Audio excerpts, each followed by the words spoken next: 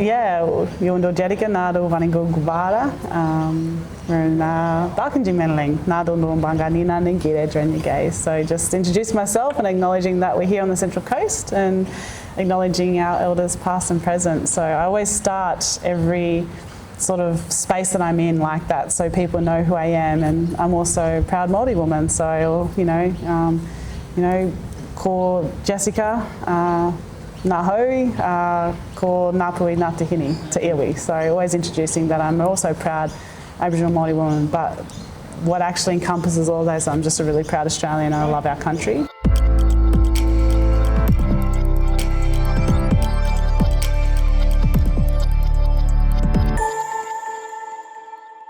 Welcome team, I'm so excited to bring Jess Skinner.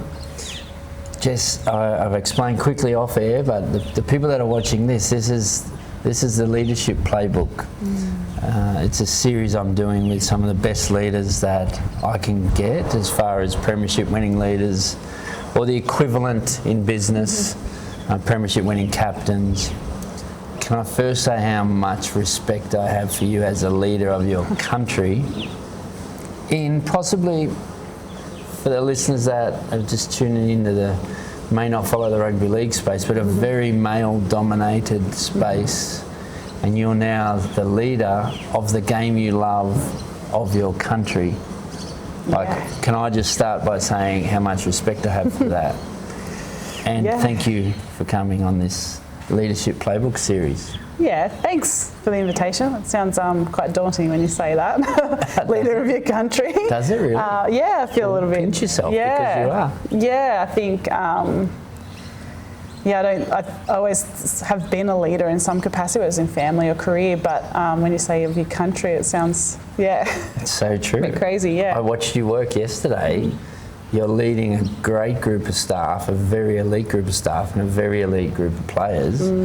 It's your national team of the game you love. So pinch yourself, but you're doing an enormous job. I'd like to go there. I'd like to know your story. I'd like to know how you got there. But really, the leadership playbook, I want some lessons around leadership on your thoughts on what makes a good leader. Lessons you've learned along the way. But I always want to start with this one. When are you at your best? It's funny, when I'm at my best on the field, when we actually got a footy in a hand, when it comes to coaching. In terms of leading, it's actually when I'm in my community. When I'm at home, I'm from a regional area, from a small town called Trengi, and I have a lot of responsibilities there that are not just in the game but outside the game. So I feel like I'm at my best when I'm at home. I can do a lot of my football stuff online and travel when I need to travel, but my family's there, my support network's there. I do a lot of other cool stuff too on some boards and things like that. So I feel like when I'm in my community, I can actually pivot and move through all these sort of spaces that I'm in seamlessly. So I feel like that's, when I'm at home. I love the way you just explain that, because when I see you lead or even talking to you, you're very comfortable with where you're at, and you just said how you move seamlessly through that space. So there must have been some really good influences along the way and lessons along the way, because you are more than just a leader in sport. You're a leader in your community, you're a leader in the school system, you're a leader of high performing teams, you're a leader of your culture. Can we go there with some of that stuff? Because it is such a what's the word? It's such a get for this show. It's such a win for this show to have not just a leader of rugby league. Share with me some of the other stuff, because you do have a fascinating story. Yeah, well, I was one of 9 siblings, so I have a really big family. My dad was a shearer, and he's a proud Māori man, come from New Zealand to Australia. Met my mum, an Aboriginal woman out from a community called Winaring, which is of 90 people in the remote part of New South Wales. So a shearer and a country girl, and so nine kids. And I think that sort of Australian story of a stay-at-home mum, 9 kids, and a dad that's shearer is really Aussie and really outback. So come from a family that was really resourceful, hardworking, really tenacious, but I think there's 3 girls, 6 boys. I was in the middle, so there's a bit of that responsibility in the family home. But my mum was a leader. She was a really strong woman. She empowered her daughters to be like that and to lead like that, and never to sort of take a backward step to anything, that we could do anything and be anything, whatever that was. So she was actually probably the first influence for me, and then being a big family, you learn a lot of life skills in a big family. My first dream was to be a school teacher, so left my community to do that, and actually then got my first teaching job back at my old high school. So went through the ranks as a beginning teacher to finishing my career up before going to footy full time as a deputy principal there. So all sorts of moments in that. Culturally, there's a lot of influences. My mum again, but Trangie is a really beautiful community where reconciliation is really beautiful, and there's a lot of people in that community that, CEOs and directors on non-profits and in our local Aboriginal Lands Council that have had a really impact on me as well, to keep understanding my responsibilities to community. So it started really young. I got into all of that stuff straight at school, and then after school, and then during uni, and then as a teacher, and I've just been there since. And then the world of rugby league opened up. So, and then a whole brand new type of mentors and connecting with some really cool people like yourself as well. And I guess it's all just built me up to where I'm at now. Well, when you say, thanks for the little plug there, myself, I did love, so you spent a week with me once before, and you spent other periods and stuff, and I just loved, you could just tell this person is going to go all the way. Like your approach to learning and respecting other people. And so we're not going to talk about me here. We're going to ask you other people you've gone and learned from. Like, I know you're spending time with Ivan Cleary, one of the game's greatest ever coaches, and if anyone wants to read a good leadership book, go and get Ivan's book. And we've done some episodes with him. What did you pick up from him, or is there any other coaches that you've learned from that you want to share some? Yeah, I've actually been really privileged in that way. I think I've always been a learner and want to keep learning. Even now, I still want to keep learning. So it actually started, the women's game was growing in my region, and my first year of rep coaching was going to find girls to play, to the second year having to have trials. I was like, oh, this is a new thing, trials. And it just happened to be, a Simon Buxton and a Jamie Feeney and the Jillaroos were running a trial ID because NRLW was coming the next year, and they wanted to build the depth chart. And that was, at the end of that year in 2018. And so I just rang and said, can I tag along and see what you do for Talent ID? And met those guys, and then hey, you should come to our Jillaroos camp. And then I met Brad Donald. And so those 3 initially were going from a grassroots coach to a rep coach to the next level, had a really impact on me there. And then, fast forward to the back end of start of 2021, we had the All-Stars program. So it was like the Dean Witters of the world that saw something in me that I didn't see. I met him previously. He came to one of our academy at the Western area camps, and he's like, oh, you know what you're doing. So he was like, you should apply for the All-Stars position. I got an assistant coach role there. So he had a massive impact and still does, particularly trying to be an Indigenous woman in a high performance space. So he's really been influential. And then did the All-Stars program, had some really great head coaches there, and in 2021 at the back end of it, Blake Green in particular asked if I'd be keen to come and do the inaugural year with the NRLW Knights.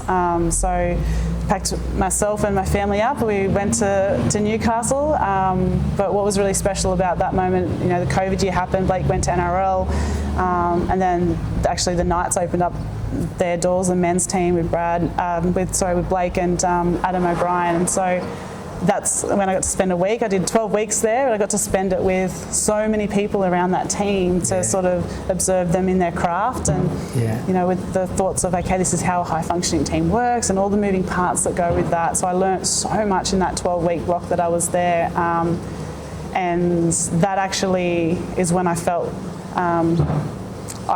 that's when my aspirations to be a head coach kicked in, because I could see it, and I could see how I could do it my way and how that would feel. And then just still kept those relationships and learning, and the World Cup came, and jumped on that with the crew. We won a World Cup, and I've been in the national program in the pathways since. Spent some time this year with Ivan. It wasn't actually about X's and O's when I was going and spending time there. It was actually just to observe how he led.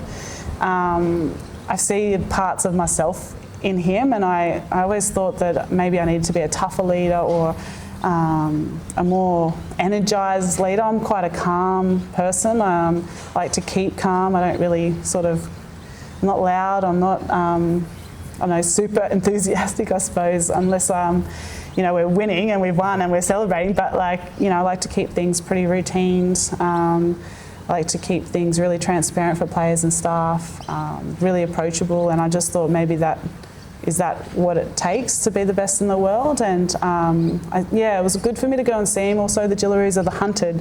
We've been at the top for a little while, and the game's changing. So I wanted to also see how he elevates his staff and his players to go again, and he's done that successfully. So when I left my time, when I spent some time with him, I actually left really confident in myself. It's like actually. He does this as well, and he shared a lot of stories around how he wasn't like this, in his early stages, and he had to do everything. I think that's when you're doing your apprenticeship, you have to do all that. You and him, sorry to interrupt, I should let you keep going because this is gold. You and him are very similar, similar. Like, he's one of my greatest mentors and friends, close friends, and you and him are very similar, and I'm glad you did that because it made you realise, hey, your style is is the best style for you because it is you. Yeah. Everyone listening to this has their own journey. There are different levels of their leadership journey. Some are 21 years old, some are 65. Everyone's at a different. But I love how you just watched him and were like, hey, this is actually very elite what he's doing and what you do. So. Do you have your own philosophy articulated? Have you worked, or do you have your values? Because you're definitely values-based. You're definitely a servant leader. You're definitely all that. But have you articulated all that? It's funny, I say it and people probably get sick of it, but and it is probably I'm always people first. So I'm always the person before the player, the people before the job, and it's a genuine care that I have for the individual. I feel like I can get the best out of them when they know that they are safe in an environment that I am in, that they know where they stand, or they know how it's going to look the next day. And I think that's really important to be like that when you're in short campaigns. I think that, yet to have my own NRLW team for a longer season, and that my philosophy may change when that happens as well, having to build a team and pick them up after a game consistently. But for a short campaign, I feel like that's the best way to lead. And so my philosophy would never sway from that. It'll also, what I really value is the bottom of the game to the top, so the grassroots, and giving to others and service to that as well. So you can't be the head coach of the Australian team and not trying to invest and help and support other coaches coming through, particularly females. I have a real passion for helping and elevating women. So a lot of my staff will probably say, I always use it as when one succeeds, we all succeed. So it doesn't have to be me that's succeeding. It could be my head of performance in Shannon, that if she's succeeding, we're all succeeding. So I have a real passion for elevating women as well. I think philosophy is a funny thing. It does change, but those are the things that really matter the most to me. I wouldn't sway away from that. And I think if I did, I think I'd have to really reassess, and go again. I think if I was ever forget the care of people. Well, do you know, the way, again, I just love the way you articulate it, but that's Ivan, we just talked about, that's very, very similar how he is. But what you just said there about building up your people and caring about your people, you know, I've just mentioned Ivan's name, but there's so many great leaders that they build other people up. Like, and then there's the superstars that build themselves up, but the leaders are building up other people. And I'm not only talking to this as an interview here, as a podcast, but I've watched you do it. And just naturally, just in conversation, I come and talk to you, and the first thing you do is you tell me how good your head of performance is, or you tell me how good your assistant coach is, or you tell me about that girl, or you tell me about your cameraman. Like you tell me like everyone, like you're building everyone up. And I love, even before you mentioned Dean Withers' name, because I see him like that. I see him as a Indigenous leader like that, who builds other people up, because he did that about you before I even met you. He used to tell me about you before I even met you. Yeah. So he was building you up, and I love that. I love that approach. I love how you said you want to give. Yeah. Like you're helping other people grow, and that means you grow anyway. Yeah. Like, pretty you can naturally. Always learn. It's a two-way thing. Like I love that. So I have heard also that you do a bit of speaking. You do a lot of keynote speaking. If I ever want a keynote speaker, I'm going to employ you. But I don't know if I can afford you, because you should be top dollar. But anyway, you do a lot, and you do some. Could you share with me, like, I know why I would want to get you to speak on topics, but high performing teams and the leadership in the women's space, the Indigenous space. Can you share with me what you're up to there and what you like to deliver? Yeah, a lot of the stuff that I do keynote speaking about is really from a First Nations lens, and how I can bring, and how I've brought that into a high performing team, particularly the Australian team, since being in it. Hang on, stop. From a First Nations lens, can we unpack that a bit? So you lead through a First Nations lens. Let's talk about that more. Well, it's who I am. So I always make sure that when I am in spaces, that when I introduce myself, I introduce myself in language. Go on. Could you please do that? Yeah. Yundo Jerica Nado Vaningo Gubara.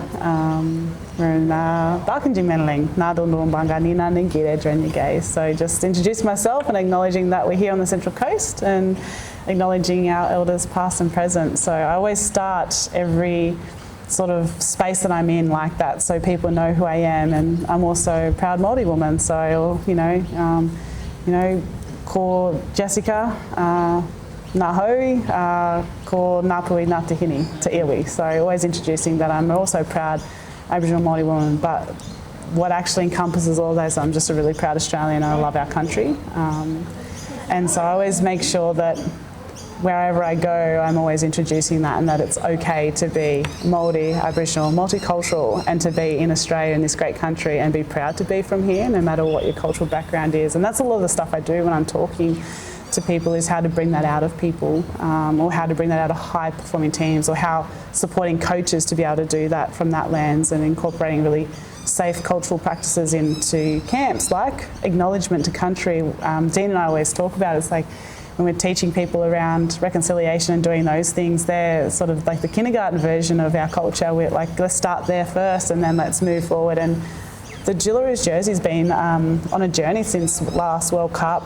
We did a lot of cool stuff in that last World Cup, particularly around the three flags, the Aboriginal, Torres Strait and the Australian flag, the next year we're on the island, Thursday Island, doing a prep for Pack Champs for 2023. It's the first ever national team to go up to the Torres Straits. It's a really, for our jersey to connect with that flag.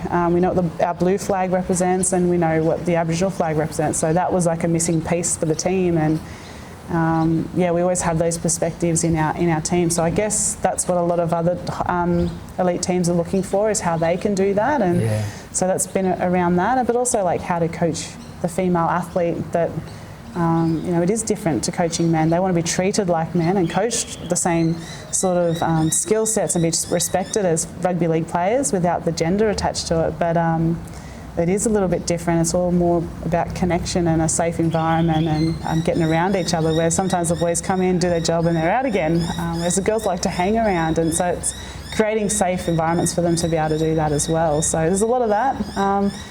And then there's some that are really random, like how does a girl from the bush become the coach of the Australian team. So it's about sharing stories and yarns about taking every opportunity as a coach and help, sitting with women that are aspiring to coach whatever sport it is. So it's a mixture of stuff that I do, but a lot of it is around cultural awareness, I want, a better Australia is a reconciled country, so we're through reconciliation's how I like to lead as well. Yeah, okay. No, I'm loving this chat, by the way. The way you just spoke the language just blew me away. Like, I actually had goosebumps then. The language, so talk to me through that, because people are trying to make sure it's still exists, right? And it needs people like you to deliver it. Yeah. So you're very fluent. Yeah, well, I wouldn't say I'm fluent. My children are more fluent. There's a lot of different. Yeah, there's over 600 language groups in Australia, so everyone's a little bit different. But I was brought up in Tringy, a part of the Wongabon people of the Wiradjuri Nation, and it's something that is really exciting about that community. Like, as I mentioned, it's such a good relationship of reconciliation there, is that all of our kids from preschool, regardless if you're First Nations or not, right to year 12 will speak, at least be able to acknowledge country and language. So we have great teachers, language teachers there that teach it all the time. It's actually just embedded through the education system, Catholic, public, and the preschool. So it's something that's just normal to us. But then, when you leave your small little community, then you realise it's not normal everywhere else. So being able to coach the All-Stars program, we're bringing that into our players as well. So then our players get confident in their language and then go back and be able to be leaders in their own clubs. So, I wouldn't say I'm fluent, but my children are a lot better than me. But it's something that we want to keep alive. It is. It's fascinating that there's so many languages. And I was really privileged to work with the Indigenous All-Stars one year, and when I took that role, I did it because I wanted to learn more about Indigenous culture. And I left that week just blown away. So I know there's a lot more to learn. Yeah. I know there's a hell of a lot more to learn, and everyone should make an effort to learn. And that's why I love even chatting like this. But it kind of brings me to values and values of, there's every single team goes through their values, puts words on the wall, and the best teams live the words, and the worst teams, they're just words on walls, right? Yeah. You would have walked into that Penrith system, you would have seen words on the walls, and you would have felt it. Yeah. That, wow, they live it, right? Yeah. My week with the Indigenous team, Dean Witters taught me about the laws of the Indigenous people, where I looked at it like, wow, this is just like coming up with values for a footy team, but this has happened for thousands and thousands of years, and that's how tribes successfully survived. Yeah. And the laws, which he told me he spells LORES, was respect, which basically meant respect everything. Respect the land, respect your elders, respect people, respect earth. Respect yourself. Yeah, respect yourself. So the other one was discipline. The other one was responsibility. And the way he taught me was, for thousands of years in tribes, you had a responsibility for your tribe. And the other one was justice, which basically meant if you didn't show respect, there's a consequence. Accountability. Right? Accountability. So I listened to him, and I've been used to just high performing teams coming up with these values. And I was like, and he said, this is for thousands of years, Hayden. This is how we've survived the toughest way of living for thousands of years. And I thought to myself, if any rugby league team or any sporting team just wanted to take those values alone and lived them, they don't lose. They don't lose. No, if you respect the game, if you respect the game by training hard, as an example, or respect your teammates, or respect the coach, or if you respect yourself by looking after yourself, you don't lose. No. Or if you're disciplined in a game of rugby league or sport, if your team is the most disciplined team, you usually win. Or if everyone has their responsibility and actually lives it, Yeah. So he taught me this though on a real cultural level of how people lived, how they survived, and I loved it. And also I loved learning the other parts, you know, like you're saying, the reconciliation and stuff. Like, I think everyone should make more of an effort to do it, to learn more. Absolutely. And listen to people like you. Yeah, and there's people like that in every community, and clubs have them as well. So I think the really cool thing in the game this year is seeing the Indigenous round go over 2 weekends, and the girls for the first time got to do it. I felt like it was really beautiful to sit back and watch the girls lead that space with their gift giving, with particularly our Indigenous All-Stars girls stepping up in their clubs to have jerseys made. Like, that was a real special moment where they were hands-on with all those things across all 12 clubs. Right. So that was pretty cool to see as well, and that respect, as you mentioned, but also then in All-Stars they're learning that accountability to the game as well, and to be inspiring, and that visibility that young boys and girls need coming through from grassroots to pathways. I'm going to come back to that word accountability in a second, but I do want to ask, did you guys put out a video? Did I see you guys singing? Was that a debut jersey, jersey for someone? And I'm sure it was yours. Yes, so it was us. Yeah. Your national team was singing in a Torres Strait language. Right. It's a song called Baba Waya. It's a blessing song from the Torres Straits. So that's not the first time they've sung that song. It's just the first time we've probably shown externally that we sing it. I loved it. And it's the first time we saw you in the corner. It's the first time we sung it at a debut. Well done. And Boja the camera. It's really cool. We actually have in All Stars, as you know, we have cultural mentors in there, and one of our Torres Strait mentors is Elsie Sirrett, who happens to also be an amazing leader. She's actually the mayor of the Torres Straits, and so it just happened to be in week 1 when we were playing at Brisbane, she was able to come in for dinner. Again, as I mentioned, we went to the Torres Straits. Elsie and her family hosted the whole team and her community, and their junior rugby league club up there. So she's been a special part of our journey.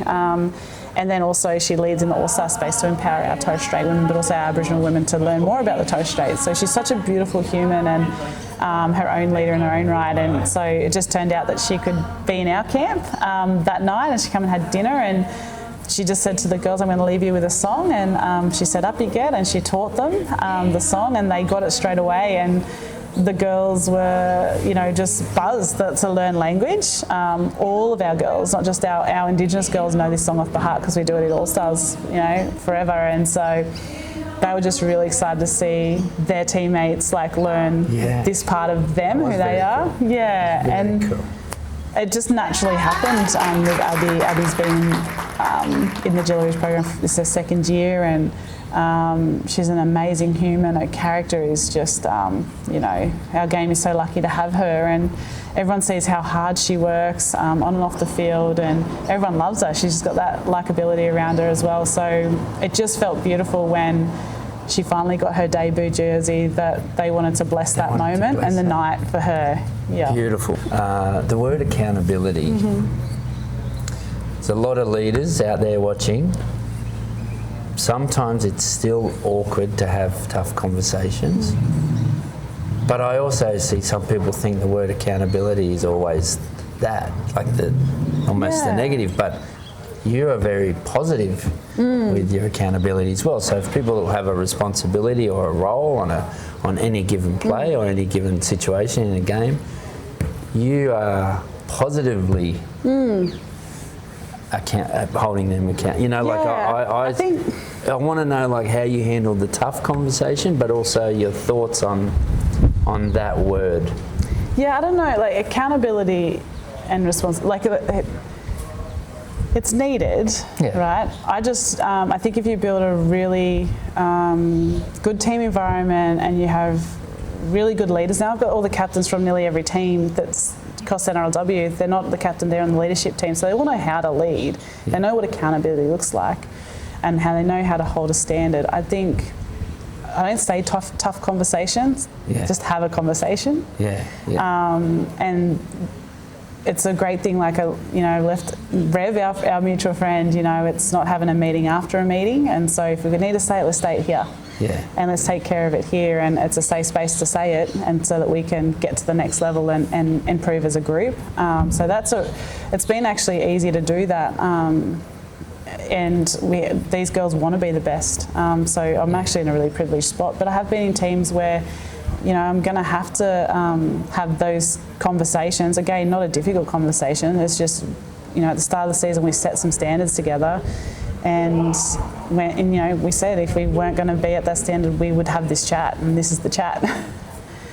So as far as leadership playbook goes, for any leader out there, you just said you will have a chat if it's aligned with a standard, and then there's your culture that's going to grow from that. So it's not a tough conversation. It's just aligning the conversation with a standard or a value.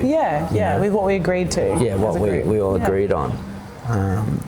You also, as far as the leadership playbook goes, if someone's there watching this and they're writing a couple of actual key points, you just said no meetings after a meeting. Like there's so many workplaces where there's a meeting and then as soon as they hit the corridor, not just workplaces, I've seen it in poor cultures in sport, in elite cultures in sport, high level winning ones. There's no meetings after meetings. But there are workplaces where there's a meeting on, you walk out the door in the corridor, two people